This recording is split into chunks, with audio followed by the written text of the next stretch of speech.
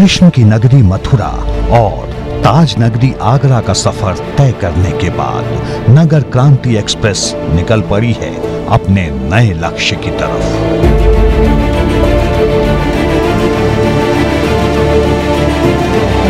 इसका पहला पड़ाव पीतल नगरी मुरादाबाद है तो दूसरा गंतव्य है नवाबों का शहर रामपुर।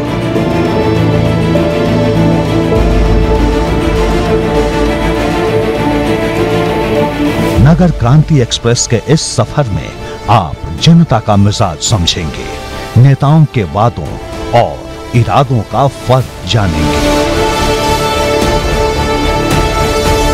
नगर क्रांति एक्सप्रेस इस वक्त पीतल नगरी मुरादाबाद से गुजर रही है, जहां की हवाओं में रोजगार का मुद्दा है।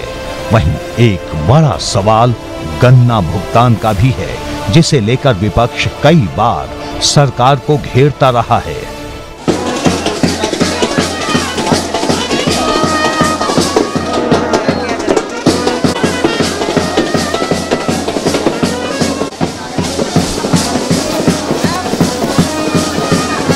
लोकतंत्र के इस यादगार मौके का गवाह बनने न सिर्फ तमाम दलों के प्रतिनिधि आए हैं, बल्कि बड़ी संख्या में अपने समर्थक भी लाए हैं।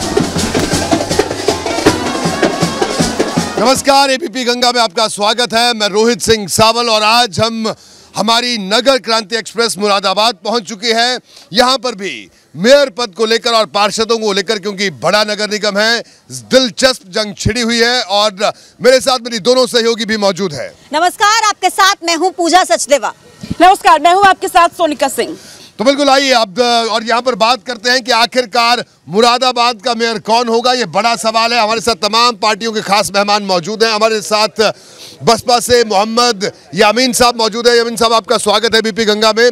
साथ ही साथ कांग्रेस से रिजवान कुरैशी साहब मौजूद हैं। कुरैशी साहब, आपका भी स्वागत। और भारतीय जनता पार्टी से विनोद अग्रवाल जी मौजूद हैं। विनोद जी, आपका भी स्वागत है। और आम आदमी पार्टी से एडवोकेट चंदन भट्ट साहब हमारे साथ मौजूद हैं। चंदन जी, आपका भी स्वागत है। और समाजवादी पार्टी क्या मुद्दा लेकर चल रही है, सर आप बताइए। आप क्या कहकर लोगों के बीच में जा रहे हैं कि आपको चुने? हम ये कह के बीच में जा रहे हैं कि 15 साल से मुरादाबाद में बीजेपी का मेयर है, लगातार है, लेकिन किसी भी गली में, किसी भी बस्ती में, किसी भी गरीब बस्ती, मुस्लिम बस्ती, जाटव बस्ती, सैनी बस्ती और जो बैकवर्ड के एरियाज में, उनमें कोई काम नहीं हुआ है। जैसा कि मेयर साहब ने कहा कि ट्रिपल इंजन सरकार है, पर तीनों इंजन फेल है। इस स्तर पर अगर हम देखें, अपने शहर के स्तर पर देखें, ट्रिपल इंजन फेल है। इसलिए फेल है कि रेलवे भी इन्हीं के पास है सेंट्रल के हिसाब से। पर अभी तक जो एक वो पुल चल रहा था उसको बंद तो करवा दिया इन्होंने, कपूर कंपनी पुल को, लेकिन उसके विकल्प के तौर पर क्या इन्होंने किया कुछ क्लियर नहीं है। यानी आम आदमी पार्टी सवाल पूछ रही है कि आपने क्या किया, कांग्रेस का क्या कहना है? सर आप बताइए, आपको क्या? देखिए, जैसे कि भाई ने मेरे बताया कि 15 साल से ये मेयर हैं। डीपी भाई ने कहा कि मलिन बस्तियां, दलित बस्तियां। मैं इनसे पूछना चाहता हूं कि जो इनका पेटेंट वोटर है रामगंगा बिहार, जिसमें सब हाई कास्ट और बेहतरीन पॉपुलेशन रहती है, वो रोड कम से कम 1 साल से टूटा पड़ा है। पूरा 1 साल हो गया। अभी आप बस लेकर के चलिएगा, उस रोड का क्यों ऐसा हाल है? वो तो इनका वोटर है। आप बताइए, जो सवाल मेरा वही था कि आपको क्या लगता है कि नगर निगम में आप बेहतर प्रदर्शन कर पाएंगे? क्या वजह आप मानते हैं? क्या बात लोगों के बीच में लेकर जा रहे हैं आप?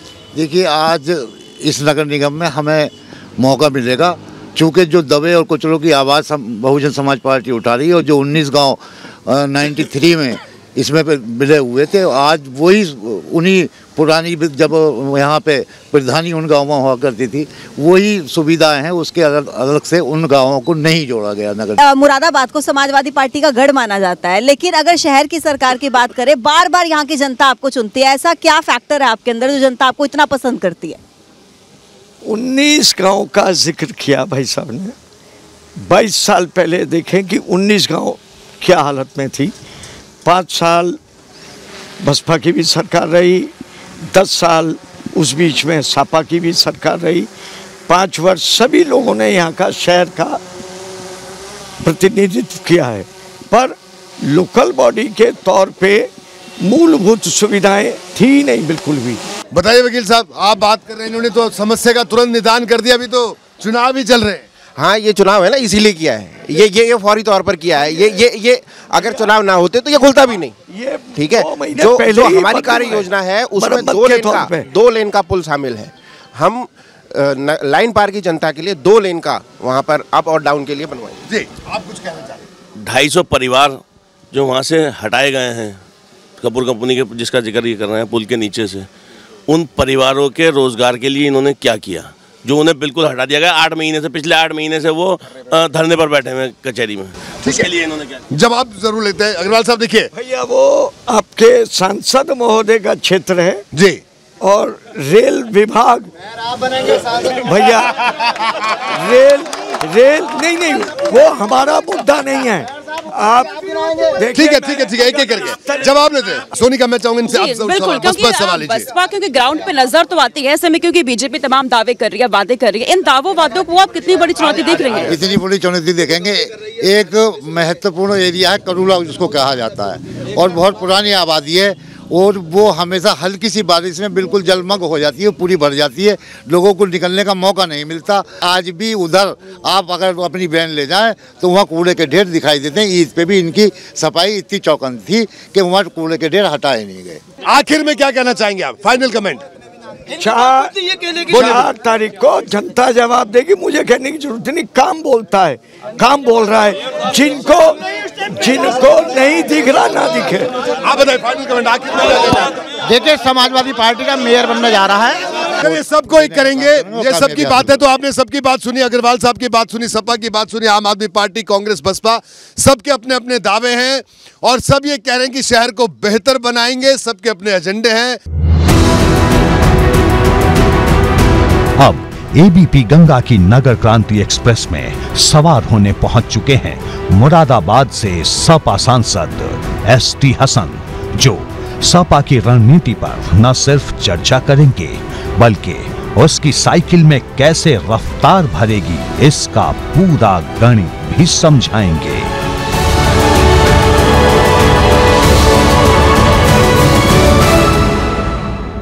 मुरादाबाद से सांसद एसटी हसन साहब इस वक्त हमारे साथ इस सफर में मौजूद हैं। एसटी हसन साहब, आपका स्वागत है बीपी गंगा में। थैंक यू सो मच जी। तो शुरुआत करते हैं सफर की। एसटी हसन साहब, हम मुरादाबाद में घूम रहे हैं, लोगों से भी बात कर रहे हैं, नेताओं से भी बात कर रहे हैं। देखिए, 24 का चुनाव सामने है, लोकसभा का, आप सांसद हैं यहाँ से, लेकिन उससे पहले ये निकाय का चुनाव और बड़ा चुनाव है, मेयर का चुनाव है, बड़ा नगर निगम है मुरादाबाद। तो क्या उम्मीद समाजवादी पार्टी को इस चुनाव से? देखिए, हमें पूरी उम्मीद है कि हम इस बार बहुत अच्छा प्रदर्शन करेंगे जी। और देखिए, इस चुनाव में लोकल मुद्दे हावी रहते हैं, शहर के मुद्दे हावी रहते हैं। शहर का क्या हाल है आपने अपनी आंख से देखा होगा, जाम किस कदर है इस शहर में,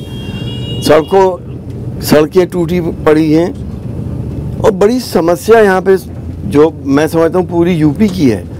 मुरादाबाद के लिए तो मैं कह ही रहा हूँ कि आवारा जानवर और ख़ास तौर से जो स्ट्रे डॉग्स हैं जी, ये इतने ज़्यादा हैं कि आदमी रात में निकल नहीं सकता, ख़तरा रहता है, लोगों को काटते हैं। और बहुत सी जगह आप तो जानते ही हैं, बच्चों को मार भी दिया गया। अभी अलीगढ़ में भी एक प्रोफेसर को मार दिया। जी जी। एसटी हसन साहब, देखिए, आप सांसद हैं अभी, और बड़ी महत्वपूर्ण बात है कि आप इस शहर के मेयर भी रहे हैं, तो आप इस शहर को बड़ी बारीकी से समझते हैं और यहाँ की राजनीति को भी समझते हैं, यहाँ की समस्याओं को भी।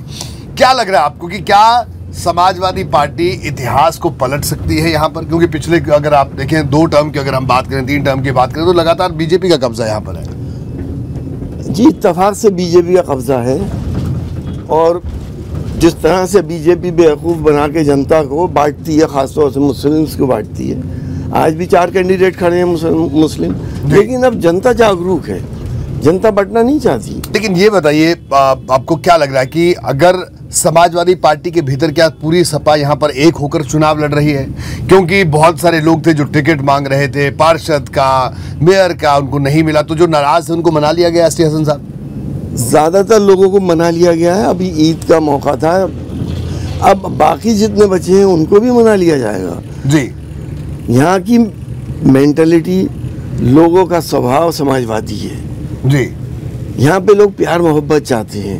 मैं अभी बर्क साहब की बात करूंगा, आपके सहयोगी हैं संसद में, आपके साथी हैं, आप एक ही पार्टी से, उन्होंने तो पार्टी लाइन से अलग होकर दूसरे प्रत्याशी का समर्थन कर दिया। तो ऐसा नहीं लगता आपको कि ऐसी स्थिति में नुकसान समाजवादी पार्टी को उठाना पड़ सकता है इस पूरे इलाके में? देखिए, हम लोग समाजवादी पार्टी से हैं, समाजवादी पार्टी हमसे नहीं है जी। यही इशारा काफी है आपको। ठीक है, एक सवाल मेरा आपसे एसटी हसन जी का, जिस तरीके से आपका गठबंधन है रालोद के साथ, आप चर्चा अभी चल रही है कि सपा के दोनों के बीच अनबन है, अगर निकाय में ये हाल है तो 2024 कैसे लड़ेंगे, कैसे जीतेंगे? देखिए, ये चुनाव इस तरह का होता है कि इसमें अनबन होने से कोई फर्क नहीं पड़ता। अच्छा, एसटी हसन साहब, आपने अभी थोड़ी देर पहले कहा कि समाजवादी पार्टी से सरकार छीनी गई है, और कुछ टाइम पहले अभी हम आपके बयान सुन रहे थे तो आपने कहा कि जब अमेरिका का सॉफ्टवेयर हैक हो सकता है, मोबाइल हैक हो सकता है, तो ईवीएम क्यों नहीं? यानी कि चुनाव से पहले आपने ईवीएम पर सवाल उठाए, इस पर क्या कहेंगे? ये चुनाव से पहले नहीं, अगर आप मेरा पार्लियामेंट का रिकॉर्ड देखेंगी तो मैंने पार्लियामेंट में भी इस बात को कहा है। क्या आपका अकाउंट हैक नहीं होता? आपका मोबाइल हैक नहीं होता? पेंटागन हैक हो गया, जहाँ पे ये मशीन बनी थी उन्होंने डिस्कार्ड कर दिया। जर्मनी में आंदोलन हुआ, बाकायदा लोग सड़कों पर उतरे। अरे भैया, अगर साफ सुथरा पारदर्शी चुनाव चाहते हो तो बैलेट से कराइए, तो हम दुनिया में हो रहे हैं। 14 का लोकसभा चुनाव, 17 का विधानसभा चुनाव, 19 का लोकसभा चुनाव और उसके बाद 22 का विधानसभा चुनाव, 4 चुनाव समाजवादी पार्टी सत्ता से दूर। तो ऐसे में कैडर है, आपके कार्यकर्ता हैं, तमाम लोग, तो वो दुश्वारियां भी तो होंगी, वो मुश्किल भी तो है, क्योंकि लोग कितना इंतजार करेंगे। देखिए, यहाँ की मेन अपोजिशन पार्टी हम समाजवादी पार्टी है, और रूलिंग पार्टी साम दाम दंड भेद सभी कुछ इस्तेमाल करती है। हम शरीफ लोग हैं, हम इस किस्म की हरकतें नहीं किया करते। नहीं, बीजेपी वाले तो कहते हैं कि एसटी हसन साहब तो शरीफ है, लेकिन उनकी पार्टी शरीफ नहीं है। बीजेपी वाले कहते हैं, हम नहीं कहते। इस पर क्या कहना आपका? पार्टी भी बहुत शरीफ है हमारी जी। अखिलेश जी से आपका वास्ता रहता है, आप जानते हैं उनको, उनका स्वभाव जानते हैं जी, कितने सरल स्वभाव के हैं, और अपने अपोजिशन वालों तक की खुद मदद करते हैं। तो कहीं अगर अखिलेश जी के ऊपर कोई, उनके दामन पे कोई दाग हो तो आप मुझे बता दो। जी। एसटी हसन साहब, आखिरी सवाल, क्या लग रहा है पूरे पश्चिम उत्तर प्रदेश में राष्ट्रीय लोकदल के साथ आपका गठबंधन है, क्या ये गठबंधन इस निकाय चुनाव में कोई चमत्कार कर पाएगा, कोई बड़ा बदलाव ला पाएगा?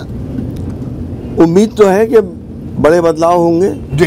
तो बहरहाल हमारी ये नगर क्रांति एक्सप्रेस आगे भी चलती रहेगी, हमारी ये यात्रा आगे भी जारी है। भाजपा विधायक रितेश गुप्ता भी इस मौके का गवाह बनने यहां पहुंच चुके हैं। सपा विधायक मोहम्मद फहीम भी एबीपी गंगा की नगर क्रांति एक्सप्रेस पर सवार हो चुके हैं। एबीपी गंगा में एक बार फिर आपका स्वागत है, और मुरादाबाद में हम मौजूद हैं नगर क्रांति एक्सप्रेस लेकर। लगातार निकाय चुनाव में लोगों का क्या कहना है, नेताओं के क्या वायदे हैं, इन पर हम बात कर रहे हैं। और इस वक्त हमारे साथ 2 खास मेहमान हमारी इस नगर क्रांति एक्सप्रेस में मौजूद हैं। रितेश गुप्ता जी हमारे साथ मौजूद हैं, विधायक हैं भारतीय जनता पार्टी के। साथ ही साथ हमारे साथ समाजवादी पार्टी से भी युवा विधायक मोहम्मद फहीम हमारे साथ मौजूद हैं। रितेश जी, सबसे पहला सवाल आपसे, मुरादाबाद में आपने अपना विधानसभा का चुनाव लड़ा, बहुत कठिन चुनाव था, बल्कि बाकी कई लोगों को शिकस्त हासिल हुई आपकी पार्टी के, लेकिन आपने जीत हासिल की। और अब उस चुनाव के बाद ये नगर निगम का चुनाव है, किस तरह से देखते हैं भारतीय जनता पार्टी को, और क्या आपको लगता है कि लोग एक बार फिर आपके साथ चलेंगे? मुरादाबाद में नगर निगम का चुनाव हम लोग भारी बहुमत से जीतने जा रहे हैं जी। विनोद अग्रवाल जी 2 बार से मेयर हैं, इससे पूर्व उनकी पत्नी 2 बार मेयर रहीं। मुरादाबाद की जनता का प्यार और सपोर्ट उनके साथ हमेशा रहता है, भारतीय जनता पार्टी के साथ रहता है, और उनके द्वारा मुरादाबाद में विकास के बहुत काम कराए गए हैं जी। सड़क, बिजली, पानी का युद्ध स्तर पे काम हुआ है। तो हम लोग भारी मतों से ये चुनाव जीतने जा रहे हैं। तो बिल्कुल आश्वस्त दिख रहे हैं। मोहम्मद फहीम साहब, बताइए आपकी पार्टी की क्या स्थिति है, क्या लग रहा है आपको मुरादाबाद और आसपास में? क्या आपको लगता है कि आप चुनौती दे पाएंगे बीजेपी को, क्योंकि नगर निकाय में दबदबा बीजेपी का रहा है? बहुत शुक्रिया सबसे पहले तो आप सभी का। हाँ, ये बात सही है, क्योंकि ये मेयर का जो चुनाव है, ये स्थानीय निकाय, जिस तरीके से चुनाव में हम लोग रहते हैं, ये एक अलग तरीके का चुनाव है जी। क्योंकि माननीय विधायक जी 2 बार विधायक चुने गए, मैं तीसरी बार विधायक चुना गया हूँ, उसमें हम लोगों के जो काम है, जो हम लोगों का तरीका है, वो इलेक्शन दूसरे तरीके का होता है, लेकिन ये जनता से सीधा जुड़ा हुआ मामला होता है। चाहे सड़क का मामला हो, चाहे हाउस टैक्स का मामला हो, वाटर टैक्स का मामला हो। तो इस वक्त क्योंकि मेयर साहब लगातार पिछले कई टाइम से, इनकी अहलिया मोहतरमा जो अब इंतकाल कर गई, उनके बाद ये मेयर बने हैं, तो जो उम्मीदें जनता को थी मेयर साहब से वो ये पूरी नहीं कर पाए। तो मैं समझता हूँ मेयर साहब अपनी उम्मीदों पर उस तरीके से खरे नहीं उतर पाए। तो आवाम हम उम्मीद करते हैं कि इस बार समाजवादी पार्टी को बहुमत देने वाली है। चलिए, मोहम्मद फहीम साहब का आपने सुना, रितेश जी इनका कहना है, इन्होंने सवाल उठाए, जाहिर सी बात है। और आप एक तरफ ये सवाल उठा रहे हैं काम पर, जो काम आपने किए, या कह रहे हैं कई काम अधूरे हैं, लेकिन आप ट्रिपल इंजन की बात कर रहे हैं कि केंद्र में आपकी सरकार, प्रदेश में आपकी सरकार और नगर निकाय में आपकी सरकार। तो क्या लगता है आपको, जो सवाल समाजवादी पार्टी उठा रही है विकास को लेकर, उस पर क्या कहना? जनता के सामने हमारे विकास के सब काम हैं। 2017 का चुनाव हो, 2022 का चुनाव हो, जनता ने विकास के मुद्दे पे, कानून व्यवस्था के मुद्दे पे भारतीय जनता पार्टी सरकारों को चुना है। मुरादाबाद स्मार्ट सिटी घोषित हो चुका है। मुरादाबाद में विकास के बहुत काम मेयर साहब के द्वारा कराए जा रहे हैं। बताइए फहीम भाई, आप बताइए। इन्होंने कहा कि 14 हारे, 17 हारे, 22 हारे और अब तो 24 भी सामने है। नहीं, ये बात जो है माननीय विधायक जी की, मैं एक बात कहूँगा, क्योंकि ये चुनाव व्यक्तिगत चुनाव है। मेयर का चुनाव जो है, ये पर्टिकुलर पार्टी ठीक है, फिर टिकट दिया है इन्होंने, लेकिन इस बार जो टिकट दिया है, वो टिकट जिस इंसान को दिया है, वो इंसान जनता की नज़रों में खड़े नहीं है। पूछिए क्यों? ये मैं इसलिए कहूँगा कि हालात जैसे भी भाई साहब ने बताया कि जो विकास हुए हैं, तो मैं मानता हूँ माननीय मुख्यमंत्री जी ने विधायक जी के पैड पर या विधायक जी के अनुरोध पर, या यूनिवर्सिटी से लेकर के बाकी और भी चीज़ें की हैं, मैं स्वागत करता हूँ इन चीज़ों का। बात चल रही है मेयर साहब की। मेयर साहब पर्टिकुलर जो शख्सियत हैं, उनकी शख्सियत पर लोगों का ध्यान है इस बार। जो उम्मीदें लोगों को थी, चाहे वो हिंदू भाई हो या मुस्लिम भाई हो, मेयर साहब अपनी उम्मीदों पे खरे नहीं उतर पाए। जैसे डबल फाटक का पुल है, जैसे भाई साहब ने अभी बताया, तो वो पुल सरकार ने बनाया, बात सही है, लेकिन मेयर साहब ने डबल फाटक के पुल पर कोई ध्यान नहीं दिया। आज मैं खुद बिलारी से जब आया हूं, तो आपने मुझे 8 बजे का टाइम दिया था, तो मुझे बहुत जल्दी चलना पड़ा। जैसे कि आपने कहा कि विनोद अग्रवाल जी से लोग संतुष्ट नहीं है, ऐसा नहीं है। सबका साथ, सबका विकास हम लोग का नारा है, सबका प्रयास हम लोग का नारा है। भारतीय जनता पार्टी में अब की बार पहली बार ऐसा हुआ है कि मेयर के जो पार्षद प्रत्याशी के लिए 15 लोगों को, मुसलमानों को भारतीय जनता पार्टी ने टिकट दिया। मुस्लिम भाई भी हमारे पूरे जोश के साथ भारतीय जनता पार्टी में आ रहे हैं और टिकट के लिए आवेदन कर रहे हैं। तो उससे पता चलता है कि कितना क्रेज़ भारतीय जनता पार्टी का हर वर्ग, हर तबके में है। और विनोद अग्रवाल जी 35 साल से राजनीति कर रहे हैं। जब लंबे समय से कोई व्यक्ति राजनीति करता है तो उसके आलोचक भी कुछ पैदा हो जाते हैं और उसके समर्थक भी होते हैं। इन्होंने कहा कि सबका साथ, सबका विकास, सबका विश्वास, और 15 मुस्लिम प्रत्याशी भी इस बार भारतीय जनता पार्टी में नहीं उतारे हैं। क्या कहना आपका? क्योंकि अब तक यह आरोप जरूर लगता था कि ये लोग नारा जरूर लगाते हैं, सबका साथ, सबका विकास, लेकिन टिकट देने की जब बारी आती है तो टिकट नहीं देते। इस बार तो टिकट भी दे दिया। आप बताइए। देखिए, जो इनकी अहलियाँ थी पूर्व मेयर साहिबा, उसमें कोई शक नहीं है, अच्छी शख्सियत थी। कई बार काट लिया उनके नाम का। एक बार बन गए तो उन्हें सिंपैथी में वोट दे दिया, दूसरी बार वक्त कब मिला था, सोचा चलो फिर वोट देते थे। तो अब उनके नाम पे वोट नहीं मिलने वाला मेयर साहब को। और क्योंकि माननीय मुख्यमंत्री जी ने यकीन किया है इनके ऊपर, लेकिन जिस शख्स पे आपका यकीन किया गया है, उस शख्स की शख्सियत पर कहीं ना कहीं सवाल चिन्ह इसलिए आ जाते हैं कि लोगों ने जो चुनते हैं लोग अपने मेयर को, वो खिदमत के लिए चुनते हैं, खिदमत के लिए चुने जाते हैं। हमारा मकसद भी यही होता है कि हम जनता के सेवक हैं, और जनता हमें चुनती इसलिए है कि हम उनके काम करें। तो मेयर साहब को इस बार लोग दिखा देंगे कि आप चाहे कोई भी हथकंडा ले आइए, कोई भी प्रोगंडा ले आइए, लेकिन आवाम की आवाज़ नकारे खुदा होती है। आवाम जिसे चाहे अर्श पर रख दे, जिसे चाहे फर्श पर रख दे। चलिए, अब आखिरी, बिल्कुल आखिरी सवाल। आप लोगों ने, रितेश गुप्ता जी अपना दावा कर रहे हैं कि हम जीतेंगे, मोहम्मद फहीम अपने प्रत्याशी के लिए दावा कर रहे हैं, और जाहिर सी बात है, दावा करना भी चाहिए। 24 का चुनाव सामने है। रितेश जी आपसे भी और फहीम जी आपसे भी, बिल्कुल ये आखिरी सवाल है मेरा। देखिए, अब भारतीय जनता पार्टी 24 की तैयारी अभी से शुरू कर रही है, और अब तो आप कई लोगों को पार्टी ज्वाइन करवा रहे हैं, और ऐसे लोगों को जो अपना दम रखते हो, अपने इलाके में काम करते हो, ऐसे लोगों पर आपकी नज़र है।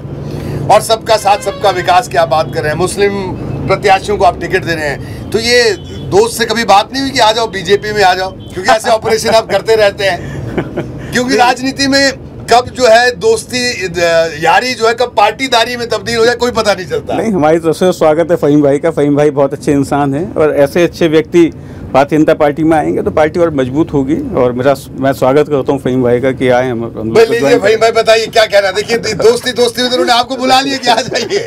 नहीं, मैं माननीय विधायक जी का बहुत सम्मान करता हूँ। माननीय विधायक जी अपनी पार्टी के वफादार हैं, मैं अपनी पार्टी का वफादार हूँ। लेकिन हम इतना जरूर यकीन दिलाते हैं, समीकरण कल क्या होगा, 2024 में क्या गठबंधन बनेगा, क्या हालात बनेंगे, लेकिन आज हम इतना जरूर कहना चाहेंगे कि मेयर साहब जो हैं इस बार भारतीय जनता पार्टी के नहीं बन रहे, समाजवादी पार्टी जीतने जा रही है। नितेश जी आपका बहुत बहुत शुक्रिया। एबीपी गंगा के चुनाव क्रांति एक्सप्रेस में आप आए, आपने अपनी बात कही। मोहम्मद फ़हीम साहब आपका भी बहुत बहुत शुक्रिया। नफासत, रियासत और सियासत जहां आकर मिले उसे कहते हैं रामपुर, क्योंकि अब नगर क्रांति एक्सप्रेस रामपुर की सीमा में है। यहां चुनाव को लेकर लोगों में जोश डबल है। एक तरफ निकाय चुनाव है तो दूसरी तरफ स्वार के उपचुनाव की सरगर्मी। इस सफर में नगर निकाय चुनाव पर चर्चा के लिए अब पहुंच चुके हैं भाजपा विधायक आकाश सक्सेना।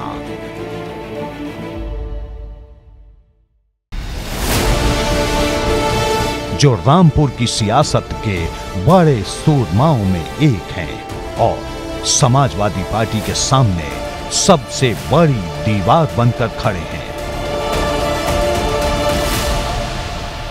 नमस्कार, एबीपी गंगा की नगर क्रांति एक्सप्रेस मुरादाबाद से चलकर आजम की नगरी कहें, नवाबों की नगरी कहें या आकाश की नगरी कहें, पहुंच गई है, यानी रामपुर पहुंच गई है। और हमारे साथ आकाश सक्सेना, जी हां, आजम खां के सियासी सल्तनत को धाराशायी करने वाले, खत्म करना नहीं कहूँगा क्योंकि कोई भी चीज़ खत्म नहीं होती, धाराशायी करने वाले आकाश सक्सेना हमारे साथ हैं, बस में सवार हैं। साहब, कैसे खत्म किया, कैसे धाराशाही किया, कैसे मध्यम किया, बताइए ना।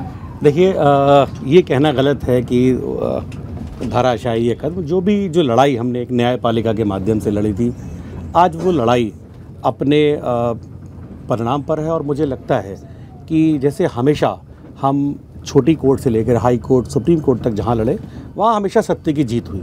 तो देखिए, हमेशा सत्य की ही जीत होती है और हमने हमेशा सत्य की ही लड़ाई लड़ी। अच्छा आकाश जी, एक बात बताएं, इतिहास आपने बदला रामपुर में। आज़ादी के बाद पहली बार यहाँ से कमल का फूल खिला, आप जीते। इतिहास बदलने की क्या ये आदत सी पड़ गई और निकाय चुनाव में क्या इतिहास बदल पाएंगे? देखिए, रामपुर विधानसभा अगर हम देखें तो जम्मू कश्मीर के बाद एक रामपुर की नगर विधानसभा ऐसी आती है जहाँ इतनी बड़ी संख्या में मुस्लिम वोटर्स हैं। यहाँ जो भारतीय जनता पार्टी चुनाव जीती, उसकी सबसे बड़ी वजह वो ये रहा कि आदरणीय मोदी जी और आदरणीय योगी जी की जो सरकारों की कल्याणकारी योजनाएं थी, हम उन योजनाओं को लेकर जनता के बीच गए और जनता ने उसको बहुत सराहा। हमारी यहाँ से भारतीय जनता पार्टी जीतने की सबसे बड़ी वजह हमारी वही साबित हुई।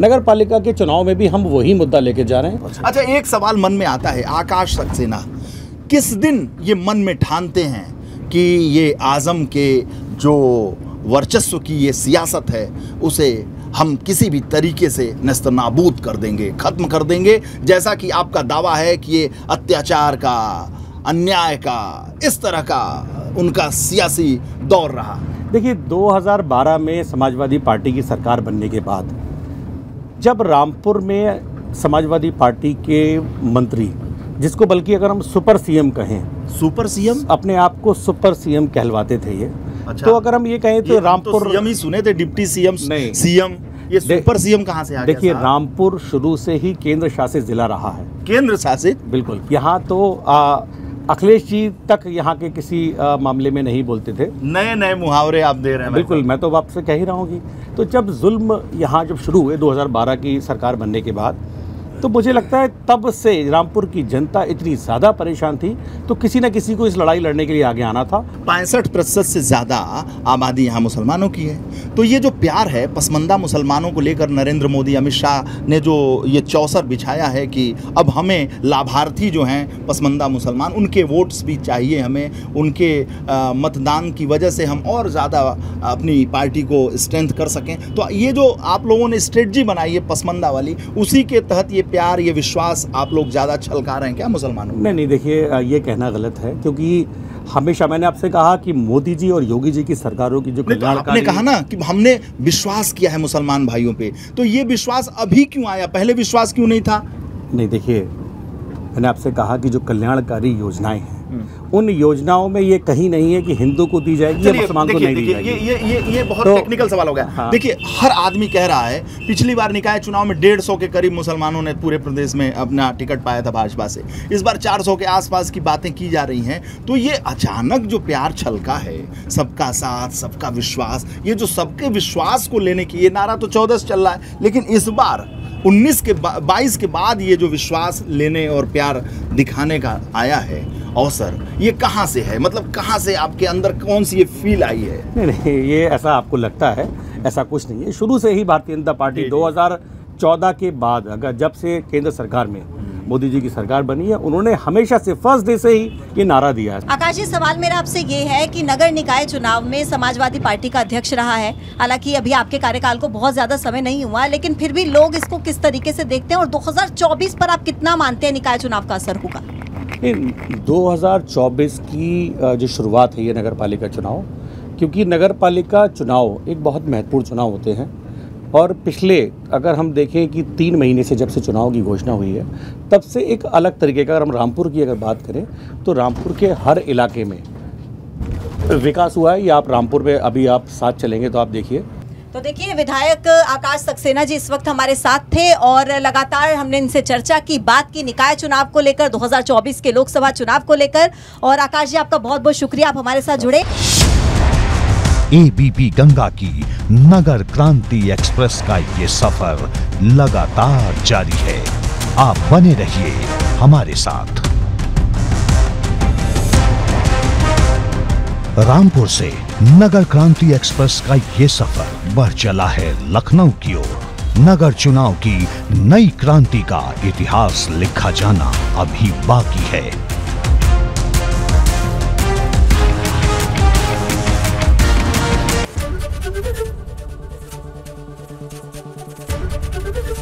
एबीपी गंगा, खबर आपकी, जुबान आपकी।